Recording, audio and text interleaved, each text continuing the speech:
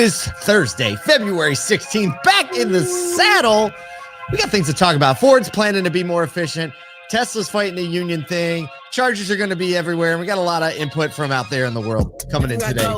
Because that's what happens when you travel. You kind of remember what everybody deals with outside of your little bubble. You know what I mean? When you get out, get around. Right. Feels good to be back, though. It really. Oh man, I'm glad you're back. I just so everyone's clear. Like, since I'm on Central, Paul's on Eastern. He kind of he owns a little bit morning show style. I own, what the team's output is on the email and side.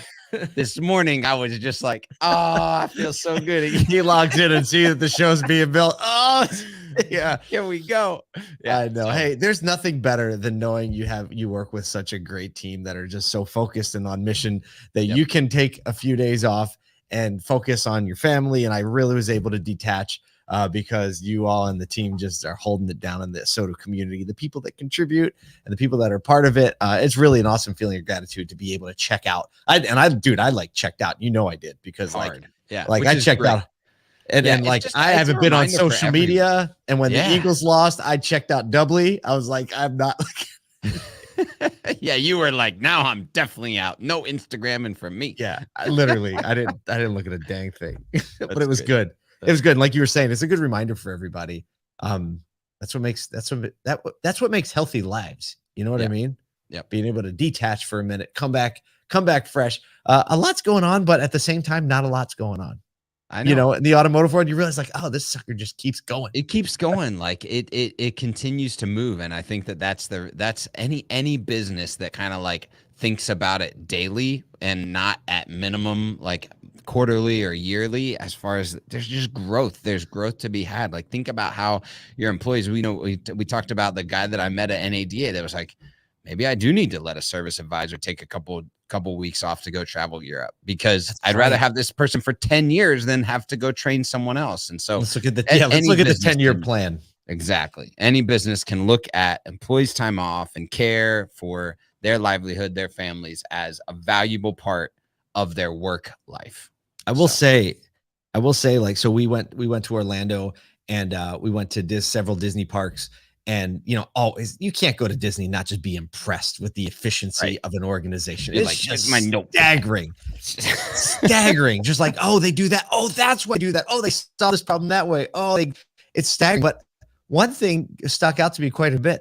Number one, there are only 4 EV chargers in the whole parking garage at Disney Springs. What? And 4 Teslas in them. That's quite impressive, just because you think that might be the place, the crowd, the company that's going to prioritize that. If Disney believes it doesn't matter, guess what? It doesn't matter. It doesn't matter. Because they're paying attention more than anybody else. Another thing is that there is a huge void of the auto industry presence at Disney whatsoever.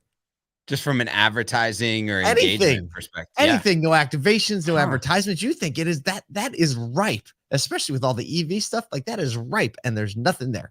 So, a couple of observations. I wonder if it's because you probably have 50% of the crowd. I mean, it's a massive crowd, so it shouldn't matter. But of international travel coming there, so maybe there's less of a target audience. But it's definitely an income earning audience typically, right? Even the people that are saving to go, right? So it seems like a great. They get around. They get around. Either way, just an interesting couple things that popped up in relation to what we do around here. A couple other things that we're doing around here. Got to get through the announcements, get to some news, but we're doing a Reuters event, dude. Yeah, we haven't talked about that this week. Reuters collab. We're really excited about that. Yeah. So it's in Las Vegas. It's their automotive retail event. They actually reached out and they were like, hey, can you MC some panels? Kyle and I will be moderating some of the main stage panels. Our friend Steve Greenfield's going to be MCing the event. Some other familiar face, Brian Kramer's going to be there. We're going to cause some trouble at this event. Yeah. Don't tell them we said that, but we're going to cause some trouble. Yeah. No, we're actually going to do a collab podcast with them. A lot of cool stuff. May 16th and 17th. It's if you can get out there and be with us, let's show up and represent the Soto crew at the Reuters event because they're great people doing great work in automotive, and we're happy to be there. Do we talk about the regional tour? We've talked about it a little bit. We're coming to Arlington, Tampa, and Atlanta, but you want to circle April 5th in Arlington, which is right outside of Dallas. We'll be there for our first ASOTU Tour event. We're bringing the Tonight Show live to multiple cities, and it's already gearing up. Like the production crew's been having meetings. We're ready to go. Yeah. And then ASOTUCon September 25th through 27th. Just that's a little bit out there, but circle the thing. More announcements to come. All right, let's talk about some news today. All right, check this out. After Ford reported some drab earnings earlier in the week, they've keyed in on closing what is an $8 billion cost deficit. That means between them and their EV creating competitors, company executives are like, yeah, we're at an $8 billion disadvantage. I mean, and then you factor in the price cut there, or whatever you're going to call that thing. So on the earnings call, the company blamed chip shortage. Get this. You're going to be surprised. Prepare to be surprised. Chip shortages, supply chain disruptions, and quote, instabilities. I like put all the air quotes around all of the key terms around anything that we've talked about in the last year and a half. This is like, yeah, we're still blaming that. Okay. So, but that's why they blame, the problems with the earnings. But CFO John Lawler said the company can save back to saving and closing this deficit of $8 billion. They can save $2.5 billion through better management of their production schedules. And they're also anticipating some drops in commodity prices. So that kind of leaves like, you know what I mean? Like another $5 billion. CEO Jim Farley says they're going to close the gap by mid-decade. So that's, I guess, anywhere between 2024 and 2027. They can probably range that. He says we're going to reduce dealer inventories. Okay. We're already pretty low. Okay. They're going to drive more here. I'm going to let you comment on this in a second. Drive more transactions online. I guess that's going to save Ford corporate money. Increasing aerodynamics. They do have a partnership with F1. They do F1. So that makes sense. Increasing battery efficiency. Yep. And moving to large underbody casings pioneered by Tesla, right? There you go. And so here's what I got to say about Here we this, go. Okay? Here we go. Here's what I got to say about this. One, reducing dealer inventories. Things that you said a year ago, yet dealer inventories are yet high again. So tell me how you're going to do that with real facts for the next few years. Driving more transactions online.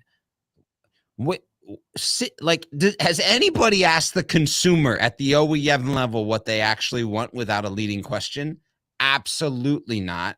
Every dealer that I talk to is saying, look, we're getting less leads online, but we're selling more cars, meaning these people want to come into the store, boss. And, the other manufacturing stuff, that's probably where they should pick it up. Original equipment manufacturer. Lean in on that. Let the dealers take care of the rest. I guarantee it'll work out for you. Come on now. So good. Coming in hot. Man, look. You've been waiting. Last 3 days, I've had to read the news, and I let Michael Cirillo and Ben color commentate. I'm back in the color seat. All right, he needs to be coming and just set it over the neck. Kyle's waiting to spike a few these days. Also, CEO Jim Farley says, in talking about how they're going to cut expenses, says we have a bracket group. Get this. We have hundreds of engineers. Think of what hundreds of engineers look like for a minute. Yeah. What hundreds of engineers look like? They have hundreds of engineers making brackets. He goes, so if we want to make 8% margins in EVs, there's no bracket group. It's like we're cutting out all the brackets. We're going to this. The bracket guys are like what they're going to, all the. But I'll tell you what, man. When the bracket guys read that, I was like, the bracket guys are like, bro. You gotta make something else. They were probably something like these next guys. So speaking of the next guys, that's good. Stop. Segue. Time. A couple days ago, it came out that some Tesla workers in their Gigafactory in Buffalo, New York, close to our boy Paul Daly up there, started a unionization push at the factory that was originally an old steel mill. Now, Tesla has come around and quickly said bye to these dozens of workers. According to the company's website, this Gigafactory engineers some of the storage products, solar panels, solar roof, Powerwall home battery, power back battery system. And this was just kind of the first push that Tesla had ever seen to unionization. And you can see how they feel about that. Yeah, they can. I mean, this story, this one and the next one and the last one all really kind of grouped together. Ford saying we're trying to be competitive on EVs. One of the reasons traditional OEMs have a hard time being competitive, they have massive like pension plans, massive healthcare, figures that they have to cover. A lot of that's because of unionization and the way things used to be, and kind of like it doesn't translate as well into a 2021, working environment from when the unions first were formed. Tesla is obviously going to be pushing back against the same things. And one of the reasons Tesla is able to be so competitive is because they're a non-union company. And so, kind of the heat's turning up. The same company that has been organizing the Starbucks workers, what are they called? They're in here. Workers United. They're known for unionizing workers at Starbucks. They're actually the ones kind of behind the unionization effort here at the Tesla Gigafactory plant. It's in Buffalo. I forgot it was even there. I was like, what do they do again? And it's only 2 hours away. I knew it was in, but yeah, it's much more on the storage generation, the storage side. Then they don't make vehicles, which is probably why it, they were talking about solar shingles and all that too back in the day. So they're trying to, Elon Musk in the middle of more controversy. Can you believe that? I know, right? Well, and just anecdotally, a little over a week ago, I posted on LinkedIn a little post about service technicians and how as an industry we need to care for them, and how they're, that they keep people's cars running, and like they've been an underserved portion of our industry. And like, if you want to do a little scouring, go look at the engagements and the comments on that post, and look at the number of Tesla employees that kind of got involved in that interaction. I missed that. I was gone. I didn't see that. I have to go look at that. That's very interesting. It was just like, I was interested to see like how many of those, the Tesla technicians were paying attention to like that type of encouragement. And you wonder if there's, because the union isn't setting some of those guidelines, I wonder if there's a gap between leadership and execution there at the technician level in the Tesla environment. So just, it's such a tough debate. I grew up in a union family. My dad worked for Verizon was then Bell Atlantic. So I kind of like grew up on the one side of the union where it's just always a contentious relationship. It is. One of my first companies, Image Auto, we served a lot of dealerships in the Buffalo area on the fixed op side. And I remember the first time we came across a union store in the service department, I was like, what do you mean a union store? And I have to say this, it was really, really hard to get any work done there. Just from a first person standpoint, like everything seemed like it was designed to stop things from going smoothly. Right. And I mean, hey, if you're a company, treat your employees really, really, really well. Treat them like team members. Just watch the NFL Players Union, every single year fight with the NFL over their contract negotiations. So everything existed for a reason, right? Like the way something came up is because there was some level of dissatisfaction or sometimes bad situations. So last point in this, in a filing with the U.S. National Labor Relations Board, the Union Workers United accused Tesla of illegal terminating those employees in retaliation for union activity or to discourage union activity. They asked the labor board to seek a federal court injunction to prevent irreparable destruction of employee rights resulting from Tesla's unlawful conduct. Ooh. Speaking of Tesla, still. Here we go. Segue. Time. Well, it's okay. We did times like a few days without Elon, so we're We went Volvo and Ford and stuff. So these are in the show today because they all go together. So yesterday, and this factory in particular, yesterday, the White House announced measures to incentivize U.S.-made EV charging infrastructure, spurring Tesla to say they're going to double their amount of superchargers across the U.S. And a lot of these chargers are, guess what? Made in Buffalo, New York. Same factory. So you got the union issues at the same time, big government money coming in to say like, hey, so interesting. I know it, right? So, and they're going to say they're going to double this network. At least half of them are going to be along highway corridors, others at like supermarkets and things like that. And they will be, and this is what they need to get the federal money, providing a way for non-Tesla users to use their superchargers. There's a standard called the CCS, Combined Charging System, which is how it's going to be the standard. So Teslas have their proprietary connector, but they're also going to have a connector for non-Teslas. Congress approved $5 billion for the chargers, plus another $2.5 billion in grants. So that very Buffalo factory is going to be the one pumping out a lot of the superchargers. They're going to be running. Union. I mean, this is a huge amount of just charging infrastructure. Tesla being willing to play ball with other auto manufacturers is a big deal.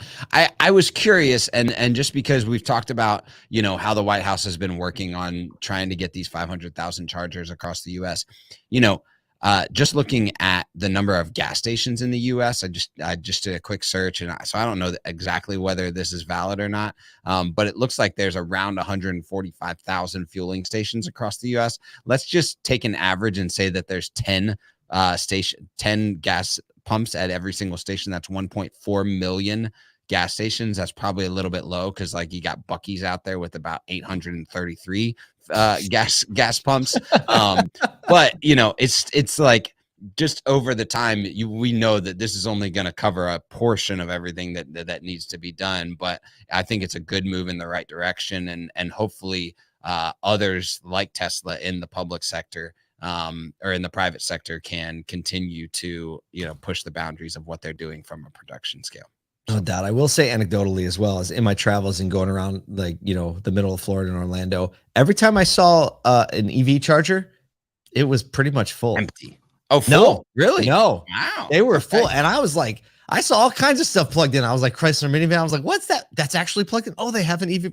Like there were all kinds of stuff plugged in. And so I would say like 80% of the time I saw a charger, it had something plugged into it. Now, I don't know if that was just because if you're trying to park, right? Right. It's a very convenient place to park. Like, I don't know how they police. I mean, all Central Florida's a good adoption state for EVs, you know, and just because the weather and the you know, the type of people that are there and the income bracket that you see a lot in Florida. So interesting. Well, Cindy, we got thank you to all the people commenting on the live stream this morning. Cindy Elwell says all the charging stations here in the 3 years I've never seen anyone using them. I'm not sure, Cindy. If you get this before we wrap up, just let us know where you're calling in from.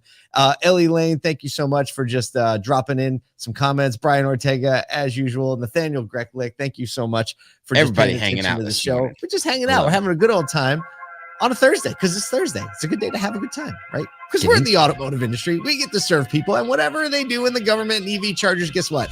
We're still going to be right here doing what we do and loving people more than we love cars. Keep going.